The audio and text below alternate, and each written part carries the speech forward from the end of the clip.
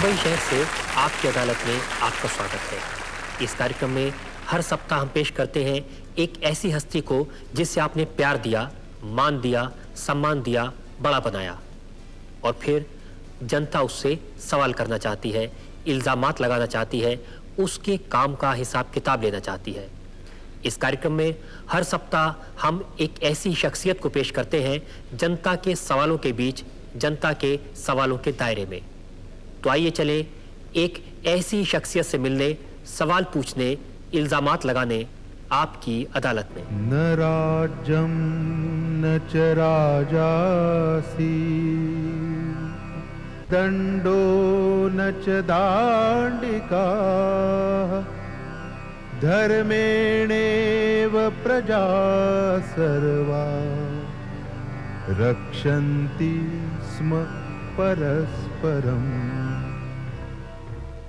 शिवसेना प्रमुख बाला साहब ठाकरे जनता की अदालत में हाजिर हो।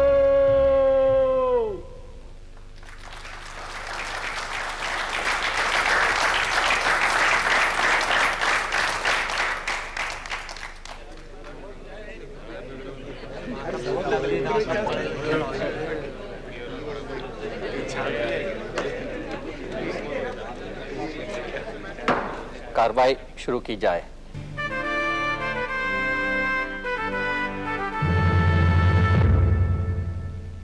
जनता की अदालत में मुलजिम बाल ठाकरे पर आरोप है कि इनकी राजनीति सांप्रदायिकता पर आधारित है। बाला साहब, जब आपने 1966 में 1966 में शिवसेना की स्थापना की थी तो उस समय आपने कहा था कि ये इसलिए सेना बनाई जा रही है कि महाराष्ट्रियन को सेकंड क्लास का दर्जा मिल रहा है, और आज 26 साल बाद भी जो आपकी पॉलिटिक्स है वो इसी सेकंड क्लास सिटीजनशिप पर आधारित है। आज आप कहते हैं कि हिंदुओं को इस देश में सेकंड क्लास सिटीजन बनाया जा रहा है। पहले गुजरातियों पर आपका हमला था, साउथ इंडियंस पर हमला था, आज मुसलमानों पर है। नहीं, ये सरासर गलत है। 66 में जब भी मैंने शिवसेना शुरू की तो मैंने उनको आह्वान किया था, गुजराती भाइयों को, कि आपके हाथ में लक्ष्मी है और हमारे साथ सरस्वती हैं, और दोनों हाथ बटाएंगे तो सिर्फ महाराष्ट्र का नहीं, गुजरात का नहीं, पूरा देश का भला हो जाएगा। और ये भी मेरा कहना था सभी लोगों को कि आप आएंगे तो आपके साथ और नहीं आएंगे तो आपके बिना, मगर हम चलते रहेंगे। और दूसरा जो आपका इल्ज़ाम है मेरे पर कि मैं मराठी लोगों के बारे में, ये मैंने शिवसेना शुरुआत की, ये सच है। और जब भी महाराष्ट्र हुआ और इसके लिए भी हमें झगड़ना पड़ा, लड़ना पड़ा मुंबई मिलने के लिए, फिर भी मिलने के बाद भी हमारे लोगों को यहाँ नौकरी नहीं मिलती थी और कुछ नहीं, तो फायदा क्या इसका? क्यों कहे कि हमारी कैपिटल है, राजधानी है, तो इसके लिए ये शुरुआत होगी। कहीं ना कहीं तो जब भी बेइंसाफी होती है तभी ये बातें शुरू होती हैं।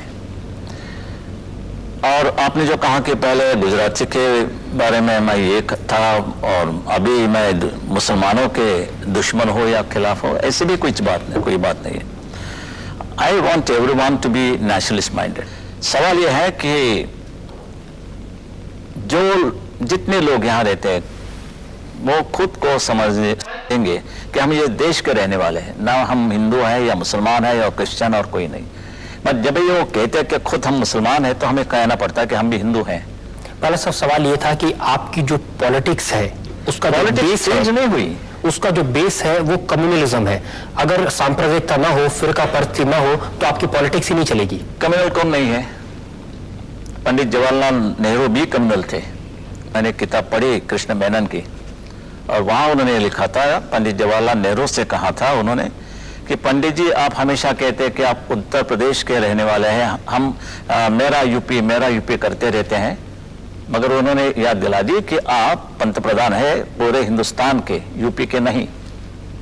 तो यूपी की बात होते तो पंडित जवाहरलाल नेहरू भी कम्युनल थे। ये एक अभिमान की बात होती है। अभी भाषा व प्रांत रचना हो गई है तो हम क्या करें?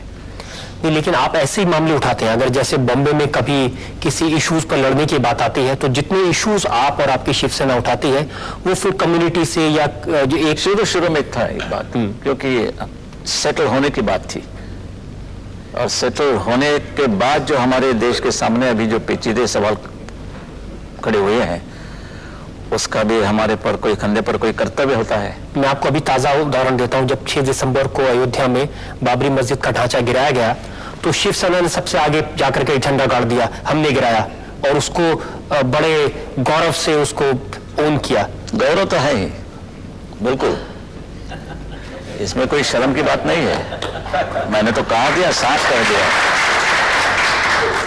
आप ये मानते हैं ये बाबरी मस्जिद गिराने दी गई है, इसके नीचे हमारा जो टेम्पल था, मंदिर था राम का, वो हमने ऊपर लाया। वो जो ढांचा था वो मंदिर था क्या मस्जिद था? और ढांचा में तो काफी चीजें ऐसी थी कि हमारे हिंदू की संस्कृति इसमें डर गई थी, छुपी गई थी। जो गिराया वो मंदिर था या मस्जिद था बाला साहब? मैं तो गया नहीं था, और इसके लिए ऊपर क्या था नीचे क्या था मुझे इतना तो मालूम है। नीचे हमारा मंदिर था और कहीं पोर्शन था वो हिंदू संस्कृति की एक सिंबॉलिक बात थी। लेकिन लोग कहते हैं शिवसेना का तो वहां एक भी आदमी नहीं था। ना, ऐसे कैसे हो? नहीं तो बड़ी शर्म की बात है, और आप ज्यादा पूछेंगे तो सीबीआई मेरे पीछे लगेगा। ये तो सच क्या है बाला साहब, जनता ये जानना चाहती है। सच ये है कि इतिहास आप देखेंगे, हिस्ट्री टेल सेज कि बाबर ने हमारे जितने मंदिरें थी और पूरे के पूरे मुसलमान जितने आए यहाँ वो आक्रामक थे, और उन्होंने पूरे हिंदू मंदिरें गिरा दी और उसके ऊपर मस्जिद खड़ी की दी।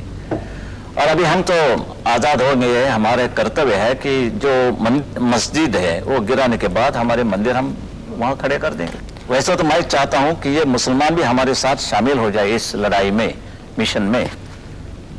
कोशिश तो यही होनी चाहिए कि सब लोग साथ मिलकर के लड़े। कोशिश तो करते रहते हैं, कोशिश हमारे शंकरराव जी भी कर रहे हैं। शांतता कैसे रहेगी, सुव्यवस्था कैसे रहेगी, फिर भी बम फटते हैं, क्या करें। और जब बम फटते हैं उसके बाद में जो राइट होते हैं उसमें शिवसेना का हाथ रहता है? हाथ में पांव रहता है। कम्युनल पैशन को बढ़ाना, कम्युनल पैशन जिसमें लोगों की जान जाए, खून बहे, आखिर हिंदू मरे मुसलमान मरे, खून तो इंसान का बहता है। वो क्या मानते हैं इस पर हमारी पूरी एक्शन कार्रवाई मुनसर होती है। तो आप रिएक्शनरी हम हैं। क्या मार खाते रहेंगे? बम फटने के बाद हम क्या हाथ जोड़ेंगे, भाई क्या आवाज था, ये करें हम? ऐसे बम तो हमने कभी देखे नहीं, दिवाली में भी नहीं। बहुत अच्छा आवाज था, भरने जाने की बात छोड़ दीजिए, हमने तो बम नहीं फटाए। हमने की जो बात हो रही है, दंगा फसाद होता है, हम नहीं उतरते तो हिंदू मारे जाते। ये सच है, ये मैं नहीं कह रहा हूं, लोगों, आम लोगों को ही है, पूछो। लेकिन उस सारे से जो टेरर का, आतंक का जो वातावरण खड़ा हो जाता है उसका, ऐसे परिस्थिति में टेरर होना ही चाहिए। नहीं टेरर होता तो खा जाते, पूरे के पूरे खा जाते।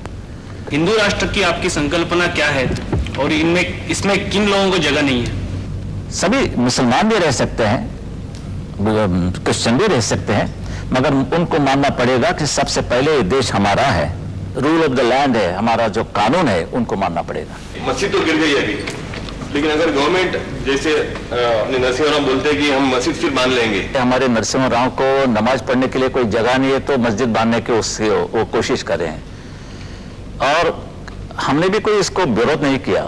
मगर बाबरी मस्जिद का क्या, बाबरी नाम का क्या हो जाता है ताल्लुक?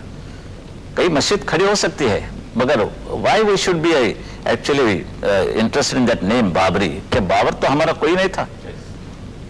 तो ये सब पॉलिटिक्स है, और ये चुनाव में हम तो मत के गुलाम होते हैं, we are the slaves of votes, और इसलिए पूरा देश का मामला बिगड़ जा रहा है। Would you fiercely oppose that thing, about that construction of masjid again? वो है क्या पोस्ट, क्या जरूरत क्या है?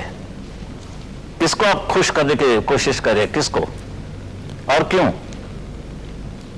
पहले तो हमारे देश के खिलाफ कोई कदम नहीं उठाना चाहिए। Nothing at the cost of my nation, mind you, ये हमारा धोरण है। और ये मेरा जो हिंदुत्व है, ये हमारा राष्ट्रीयत्व है, और ये राष्ट्रीयत्व इस देश में गुनाह हो तो मैं बार बार करूंगा, मरते तक। आप उनके बारे में कह रहे हैं, वो भी आपके बारे में कह सकते हैं, भावना नहीं है उनके पॉलिटिक्स के लिए आप ये कर रहे हैं। पॉलिटिक्स की बात करें तो मैं आपको यहाँ वचन देता हूँ, प्रॉमिस करता हूँ कि मैं चुनाव नहीं लड़ूंगा। और क्या चाहिए आपको? लेकिन आपकी पार्टी तो उसका फायदा उठा करके पावर में आने की चुनाव कोशिश मेरा करेगी। कोई ऑक्सीजन नहीं है, इस पर हम नहीं जिंदा रहते हैं। बस हम काम करेंगे, समाज सेवा करेंगे, ये मेरा वचन है आपको। मैं पॉलिटिक्स में ये बात नहीं, मैं सिर्फ लड़ रहा हूं हक से। मेरे देश की हालत देखने के बाद हमें इतना दुख होता है कि हमारा क्या रहा है।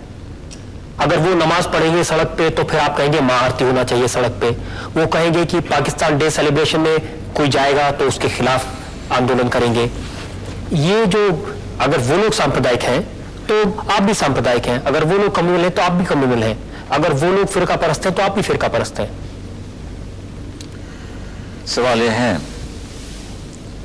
कि शुरुआत हमेशा ये लोग करते हैं, सबूत है मेरे पास साथ। नमाज पढ़ने के बारे में तो हम कभी रोका नहीं उनको, वो जा सकते हैं, मस्जिद में जा सकते हैं, नमाज पढ़ सकते हैं, ईद या कहीं उनके त्योहार होते हैं वो मनाना कर सकते हैं। फिर भी जब ये रास्ते की बात आती है, कैसे हम ये बर्दाश्त करेंगे? ये तुम्हारा धर्म होना होगा तो हमारे भी धर्म है, आपका धर्म, हमारा किसी का भी धर्म, ये मस्जिद में होना होगा या घर में। ये ऐसी कोई चीज नहीं है कि धर्म ये नहीं सिखाता कि भाई चलो लोगों को तकलीफ दो। मगर जब ये गवर्नमेंट की जो चाल है वो हमने देखी कि भाई इतना होने के बाद भी पुलिस वाले भी रूट बदलते हैं, या चलो नमाज पढ़ रहे हैं तो ठीक है, रूट क्यों बदला? चलो अभी नमाज पढ़ने के बाद आप रूट बदलने लगे तो हम महाआरती शुरू करते हैं कि इस देश में तो सर्वधर्म समभाव है, उनका भी एक हक है, हमारा भी है, उनका भी है, चलो रास्ते पर ये कर देंगे। ये बात ये हमने जानबूझकर किया, क्योंकि हमने कहने के बाद भी ये बात बढ़ती रही। और जब ये बात वर्षा बंगला तक, यानी चीफ मिनिस्टर के बंगले के लॉन पर भी वो नमाज पढ़ना उन्होंने शुरू किया, तो ऐसा लगा कि क्या हिंदुस्तान है और ये पाकिस्तान। पाकिस्तान में भी इतनी उनकी फ्रीडम नहीं मिलती जो हमारे देश में मिलती है। इसको कहते हैं ना बाला साहब, रिएक्शनरी होना, प्रतिक्रियावादी। अगर वो नमाज पढ़ेंगे तो हम महाआरती करेंगे। नहीं, ये सवाल नहीं, ये पैम्परिंग जो चल रहा है इन लोगों का, वो हम नहीं। You must accept the rule of the land, यानी जो कानून है, जो संविधान मानना पड़ेगा, हमें भी मानना पड़ेगा, हम भी मानते हैं और उनको भी मानना पड़ेगा। ये जो बाबरी मस्जिद का ढांचा गिराया गया, ये कानून मानकर गिराया गया। सुप्रीम कोर्ट का ऑर्डर था। सुप्रीम कोर्ट छोड़ दीजिए, वो कोर्ट नहीं मानता। उन्होंने क्या कहा था? सुप्रीम कोर्ट ने ये कहा था वो न्यू कंस्ट्रक्शन नहीं होना होगा, तो हमने ठीक है, कंस्ट्रक्शन कहां गया? उधर कंस्ट्रक्शन नहीं हुआ, डिस्ट्रक्शन हुआ। अभी क्या चाहिए? हमेशा वकील लोग कहते हैं भाई इंटरप्रिटेशन ये होता है, तो हमारे भी इंटरप्रिटेशन ये है कि हमने कुछ भी कंस्ट्रक्शन नहीं किया, हमने डिस्ट्रक्शन किया। तो कानून को आप अपने हिसाब से मोड़ कानून क्या होता है? पहले तो मिलता था, अभी तो खरीद करना पड़ता है। अगर आप चाहें कि जो दूसरे लोग हैं वो कानून को माने, तो सबसे पहले दूसरे का मानना हक कितना ये देश में है वो देखना पड़ेगा।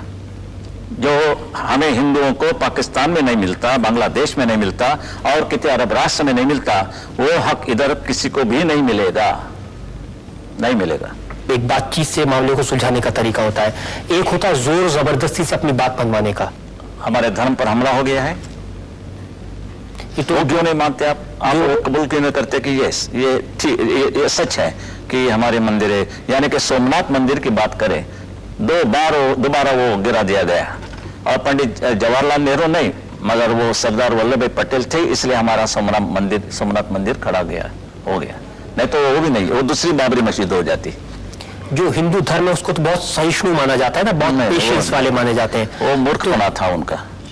अभी तो मुझे मिलिटेंट हिंदू चाहिए, बिल्कुल मिलिटेंट हिंदू चाहिए। आप हिंदुइज्म की पूरी परिभाषा बदल देंगे? परिभाषा बदलने का क्या सवाल है? पिता बदलने से कोई ये नहीं होता है, फर्क नहीं पड़ता है, लड़का लड़का ही रहता है। क्योंकि ये जो 5000 साल पुरानी संस्कृति है, जो पूरे दुनिया में जो रेस्पेक्ट है हिंदुइज्म की, एक हिंदू की, वो इसलिए है कि हिंदू सहिष्णु है, पेशेंस है, शांति से रहता है। जबरदस्ती अपना धर्म किसी यही दूसरे चीज पर हमें थोपता बड़ी नहीं। मंगी पड़ी, यही चीज हम नहीं मानता। अभी जब उठना पड़ेगा, खड़ा रहना पड़ेगा। 5000 साल की बात मैं नहीं करना चाहता हूं, मगर वो जो है वो है। मैं प्राइम मिनिस्टर बनता तो ये सवाल भी नहीं उठता। शिवसेना प्रमुख बाल ठाकरे पर कुछ और इल्जाम, कुछ और सफाई, कुछ ही देर में इंतजार कीजिए।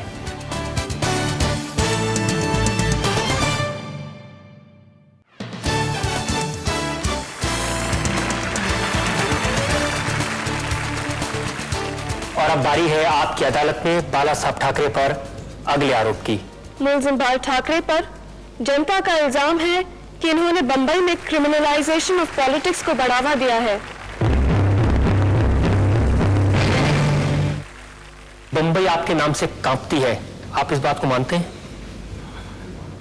कांपना ही चाहिए। शेर को डरे नहीं तो क्या चूहा को डरे? तो ठीक है, कांपना है तो राजनीति के अंदर जो लोग हैं वो कांपते हैं, तो मुझे बहुत खुशी होती है। वो इसलिए कांपते हैं बाला साहब क्योंकि जो क्रिमिनल्स हैं, ऐसे लोग हैं जो शिवसेना के नाम पर लोगों से पैसा ऐंठते हैं, एक्सटॉर्शन करते हैं, उसको आप अच्छा मानते हैं? नहीं, बिल्कुल नहीं। इसलिए तो मैंने कहा कि मैंने अखबार में एडवर्टाइजमेंट दी थी, जाहिरात दी थी, और मैंने ये भी कहा था कि ऐसे कोई लोग शिवसेना के नाम लेके आएंगे, जबरदस्ती करेंगे, को उनको पकड़ के पुलिस के हवाले कर दो। और क्या चाहिए? लोग कहते हैं कि पुलिस भी डरती है आपसे। अभी पुलिस वालों को, मैं कोई इंस्पेक्टर नहीं हूँ और कोई नहीं, तो मेरी मुलाकात आप ले रहे हो, और यानी कि अब मुजरिम मैं हूँ यहाँ। नहीं, आप ये मानते हैं कि नहीं मानते कि पुलिस वाले भी शिवसेना के लोगों से डरते हैं? ऐसे तो मेरे पर काफी इल्जाम है कि मैं हाथ में हाथ बटा के चल रहा हूँ उनके साथ, वो हमारे साथ हैं, मगर ये सच नहीं है, बिल्कुल नहीं। और जो आपने क्रिमिनल्स को जगह दी पार्टी में? कौन क्रिमिनल? ऐसे बहुत सारे लोग हैं जो क्रिमिनल वॉर में जो लोग, नहीं, नाम तो ले लो। एक किम नाम के आदमी थे, एक किम थापा की बात करें तो इससे पहले ये थापा एक बड़ा अच्छा कबड्डी प्लेयर था, और जब भी मैंने उनको टिकट दिया तो उस वक्त वो कबड्डी प्लेयर था। वो तो गुनाह नहीं था। इसके बाद थापा बिगड़ गया और आप इल्जाम लगा जा रहे हैं। रमेश मोरे, विट्ठल चौहान, नहीं, ये they were not criminals, but they died in gang wars. तो जब तक मेरे सामने कोई बात नहीं आती तो मैं कैसे ये कार्रवाई करूं? आप ये कहना चाह रहे हैं कि शिवसेना से जितने लोग एसोसिएटेड हैं उनमें से कोई क्रिमिनल नहीं है, किसका किसी गैंग से कोई संबंध नहीं है, सब दूध के धुले हैं? दूध के धुले तो कोई भी नहीं होता है। आप सबूत लाएंगे कि कोई भी मेरा नेता भी कोई रिश्ता है गैंगस्टर वालों के साथ और कहीं, तो मैं उसको हटा दे दूंगा। एक सिंगल मिनट भी मैं उनको नहीं रखूंगा। एक बार किसी ने सवाल आपको पूछा था कि शिवसेना करप्ट है, तो आपने कहा था हमने करप्शन कांग्रेस से सीखा था। यस, आडवाणी के लैंग्वेज में क्या कहूँ, उसके लफ्ज में मैं कहूँ, the difference between a brief case and a suitcase. यानी बाला साहब, अगर without corruption you cannot fight election.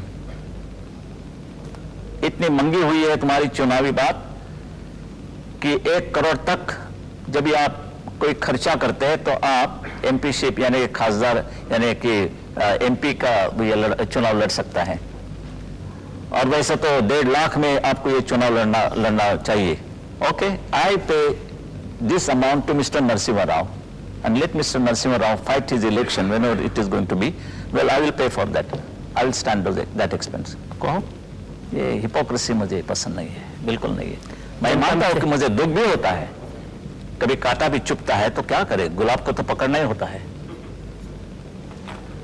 तो आप जस्टिफाई कर रहे हैं क्रिमिनलाइजेशन को? I am not justifying। ये पूरे के पूरे ऊपर से नीचे तक, ऊपर वाले कहते हैं नीचे से शुरुआत होती है, नीचे वाले ऊपर का वाले करते हैं, तो हम क्यों ना करें? ये बात हो रही है देश में, ये सही है। प्राइम मिनिस्टर तो आप कहेंगे तो ये वर्ल्ड फिनोमिना हो रहा है। अभी तो सब खाते हैं, तो मैं थोड़ा भी जरा साइड डिश कोई हो, स्वीट डिश तो भूल जाइए, मगर तो करनी पड़ती। इस पर एक अच्छी गवर्नमेंट लानी पड़ेगी, and that government has to be very cruel. Dictatorship चाहिए, बेनिवोलेंट डिक्टेटरशिप मगर चाहिए, नहीं तो ये निपटना मुश्किल है। जो भी दंगा फसाद होते हैं, मोर्चे निकलते हैं, तो सबसे आगे युवा पीढ़ी होती है उसके आगे। तो आप यूथ को क्या मैसेज देना चाहेंगे? Be militant. Be militant? Yes, क्योंकि अभी युवा की स्थिति दिल्ली में कैसी हुई तो आपको मालूम है, बेचारे बिट्टा बच गया, और वहां तो दिल्लीश्वर बैठते हैं, शंकरराव चौहान वहां होते हैं, पायलट होते हैं, नरसिम्हा राव भी वहीं बैठते हैं, और बम फट जाता है। और जब ये कानून हमारी हिफाजत नहीं करते तो आप क्या करोगे? और औरतों के ऊपर बलात्कार हो रहा है, कानून क्या कर रहा है? nobody is moving freely in this country.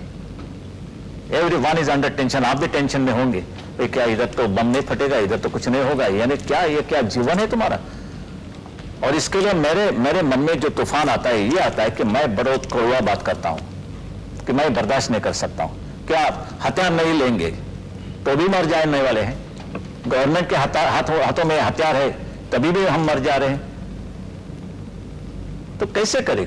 ये युवा को क्या, युवा को नहीं पूरे हिंदुओं को देश में मिलिटेंसी लानी पड़ेगी, तभी देश का ये रक्षा हो जाएगी। ये मेरा विचार है।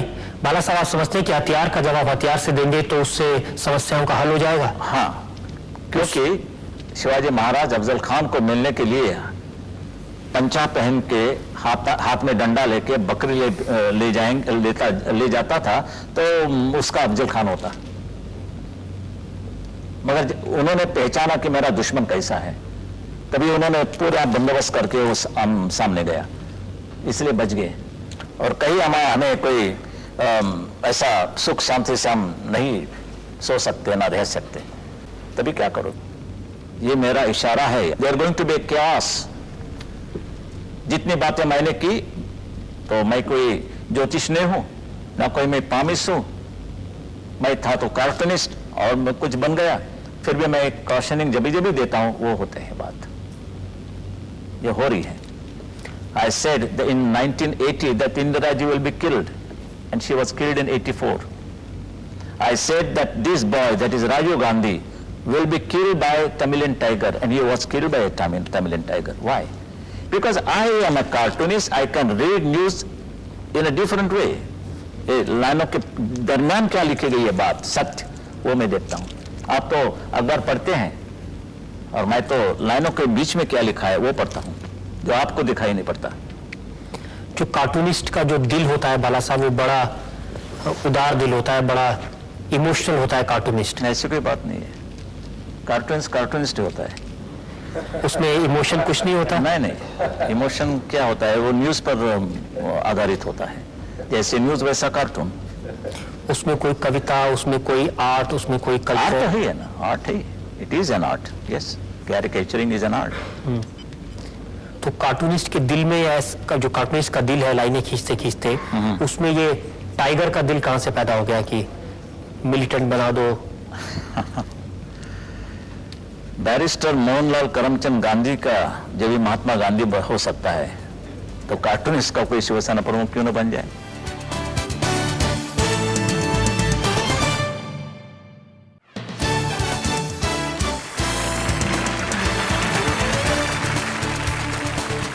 मुलजिम बाल ठाकरे पर आरोप है कि प्रेस के प्रति इनका रुख नेगेटिव है। आजकल अखबार वाले आपके घर के बाहर मोर्चा पर भी बैठने लगे हैं, दिल्ली से आकर पत्रकार, और उनकी शिकायत यह है कि जो अखबार वाले आपकी बात या आपकी पार्टी की बात नहीं मानते, उनकी पिटाई कर दी जाती है।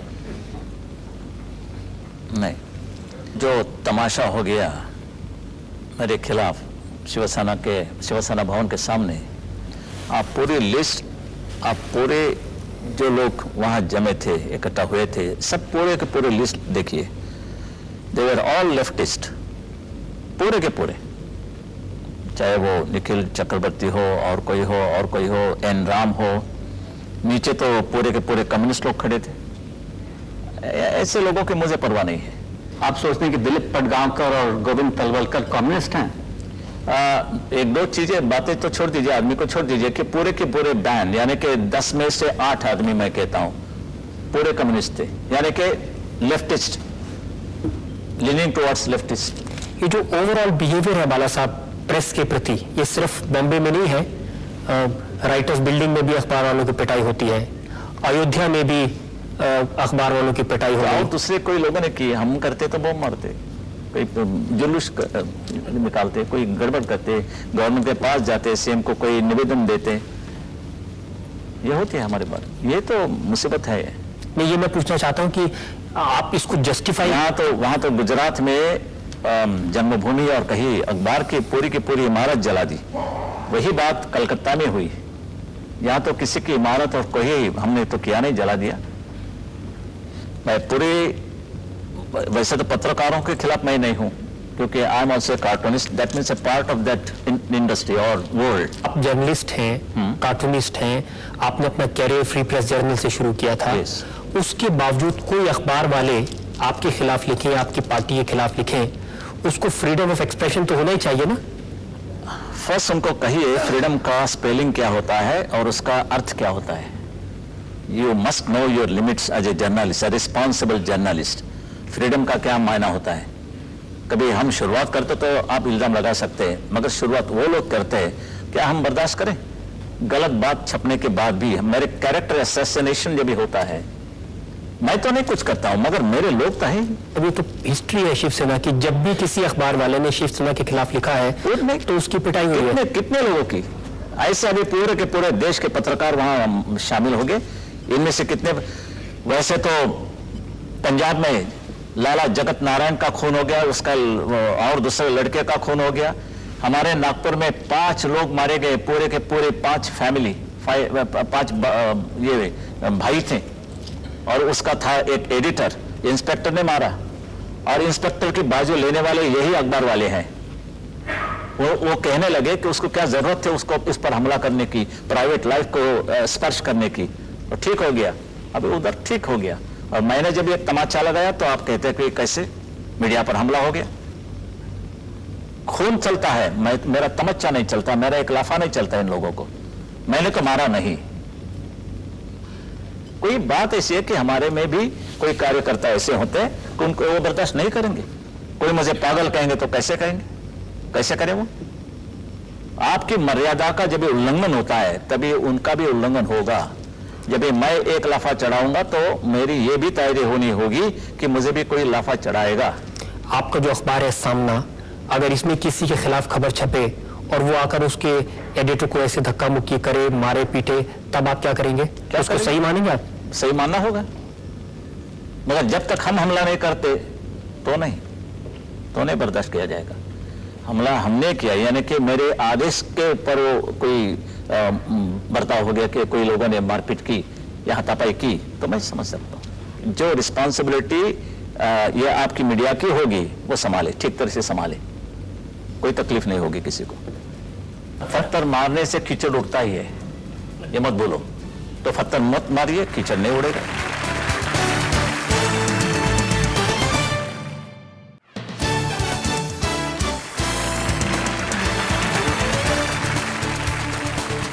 मुलजिम बाल ठाकरे पर जनता की अदालत में आरोप है कि उन्होंने शिवसेना में सेकंड लाइन ऑफ लीडरशिप नहीं बनने दी। शिवसेना यानी बाल ठाकरे यानी शिवसेना, आपके अलावा कोई दूसरा नेता उसमें आ ही नहीं सकता। आप मानते हैं इस बात को? नहीं, बिल्कुल नहीं। शिवसेना में दूसरी सेकंड रैंक भी तैयार है। और जितनी पार्टीज हैं उनमें अध्यक्ष बदलते हैं, उनमें सेक्रेटरीज बदलते हैं। ये पार्टी ऐसी है जिसमें 1966 में जब बनी थी आप प्रमुख थे, और आज 26 साल से आप अकेले प्रमुख बने हुए हैं। इसलिए अभी तो किसी और को प्रमुख बनने का मौका नहीं मिला। नहीं, वो I don't have that Richard democracy in my party. वो हम ही रहेंगे जब तक मैं हूं, और ये चुनाव बिनाव वगैरह मुझे पसंद नहीं। ये चुनावी बातें तो मैं न मानता नहीं, और because I am there the party has survived. तो सबसे पहले उसकी भी कांग्रेस बनती। आप लोकतंत्र में विश्वास नहीं रखते? नहीं, लोकतंत्र क्या होता है?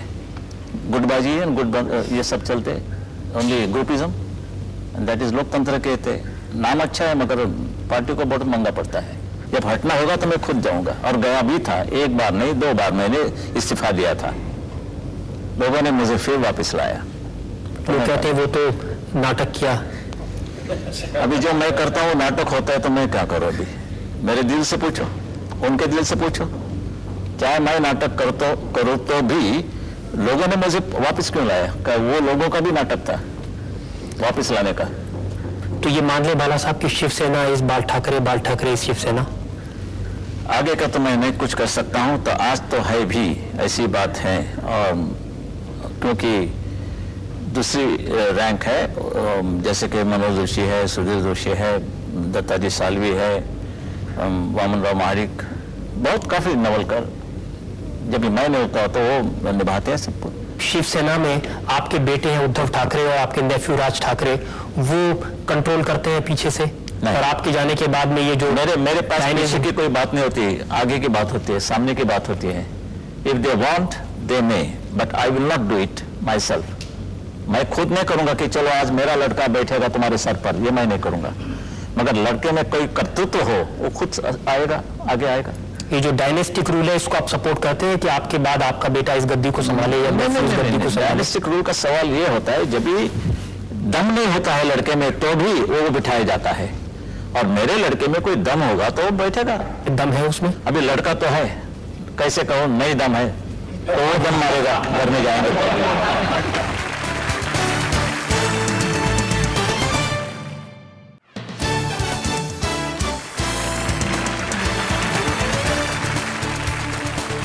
मुलजिम बाल ठाकरे पर आरोप है कि ये ग्लैमर के पीछे भागते हैं. मिथुन चक्रवर्ती आपको डैडी कहते हैं, गोविंदा आपको अंकल कहते हैं, अमिताभ बच्चन आपको बड़े भाई कहते हैं. तो ये ग्लैमर के जो लोग हैं, स्टार के लोग हैं, इनके प्रति आपकी आप थोड़ा श्रीदेवी वगैरह का नाम लो तो. और मैं चाहता हूँ मुझे अंकल नहीं कहें. लोग जानना चाहते हैं श्रीदेवी आपको क्या कहती हैं? श्रीदेवी मिलती है मगर कुछ नहीं कहती है, अच्छा है. I work for them. I was in Famous Pictures as a staff artist. पुरानी बात है, 45-46 की बात है. मैं वहाँ आर्टिस्ट था, मैं शो कार्ड वगैरह बनाता था. वहाँ मेरी पहचान काफ़ी लोगों से हुई और बाद में ये सब लोग नए आए. लेकिन आपने इंडस्ट्री को दो हिस्सों में बिल्कुल डिवाइड कर दिया है. एक तरफ आपके दोस्त हैं, मिथुन चक्रवर्ती हैं, अमिताभ बच्चन हैं, दूसरी तरफ शबाना है, दिलीप कुमार है, एक के हंगल है, सुनील दत्त है. तो एक लोगों को आप सपोर्ट करते हैं और दूसरे लोग आपसे डरते हैं. दूसरे सपोर्ट जो गलती करते हैं वो मैं नहीं मानूंगा. जब ये 12 बम फट गए मुंबई में और पाकिस्तान दिन आप मनाना करते हैं, कैसे मैं बर्दाश्त करूं? क्या जरूरत है पाकिस्तान दिन की?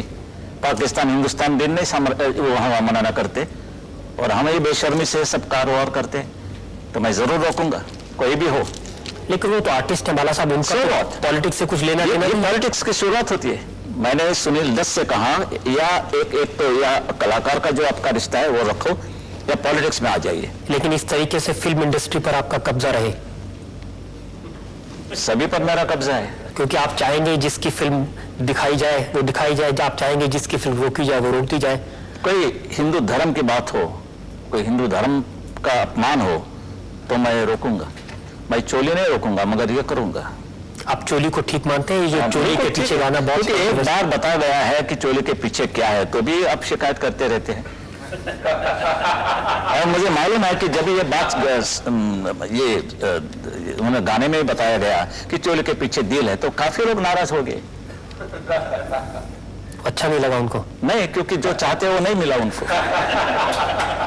एक और फिल्म थी खलनायिका जिसमें भी एक और गाना था चोली के पीछे. वो तो ठीक, मैंने नहीं, वो गलत था. यानी कि खलनायिका की बात आप कर रहे हैं जी, तो ठीक नहीं था. उसके इनमें एक्शन भी बड़ी ये अच्छी नहीं थी, बहुत ही. उसको आप अप्रूव नहीं करते? नहीं, वो तो कोई कंट्रोवर्सी नहीं हुई, बात भी नहीं बनी. और जब ये वो बात सुभाष घई मेरे यहाँ आए और उन्होंने मुझे पिक्चर बताया, मुझे अच्छा लगा. एक बड़ी अच्छी धुन है, बड़े अच्छा रिदम है, गाना भी अच्छा है, सब कुछ अच्छा है. ऐसा तो नहीं बाला साहब, जो लोग आपके घर में आते हैं आपको रेस्पेक्ट पे करते हैं, चाहे वो अमिताभ बच्चन हो, चाहे वो सुभाष घई हो, मिथुन चक्रवर्ती हो, उनको आप सपोर्ट करते हैं चाहे वो कुछ भी करें, चाहे वो चोली के पीछे बनाए या चोली के आगे बनाए? नहीं. और बाकी लोग ऐसे कोई आदमी भेज दो कि उन्होंने गलती की है और मेरे घर आने से वो गलती दूर हो गई, आप भेज दो किसी को, देखें. तो आप उसमें बिल्कुल फेयर रहते हैं? मैं तो बिल्कुल एकदम सीधा आदमी हूँ and I don't spare anybody because मेरा मन साफ है, मेरा हाथ साफ है, मेरा दिल साफ है. दिलीप कुमार के यहाँ से आपके यहाँ बिरयानी आती थी हमेशा और वो वो झूठ है, सरासर झूठ है. कभी बिरयानी. वैसे तो दिलीप कुमार मेरे घर पे आके ऊपर मेरे टेरास पे बैठ के बियर और चना खाते थे. अब वो बंद हो गया बाला साहब? अभी तो लगता है बियर भी है, चना भी है, मगर दिलीप कुमार के रास्ते बदल गए. उसकी वजह तो आप उनसे पूछिए. इतना आपका इंटरेस्ट है जो फिल्म इंडस्ट्री में, फिल्म स्टार से आपकी दोस्ती भी है, आप उनकी पार्टी में जाते हैं, वो आपके घर जाते हैं, और वैसे भी आपको अपने लुक्स, अपने देखभाल, इसमें जरा काफी ध्यान रहता है, तो आपको कभी मन नहीं किया कि आप फिल्म स्टार बने? बने तो विलन का ही काम मिलेगा और क्या मिलेगा।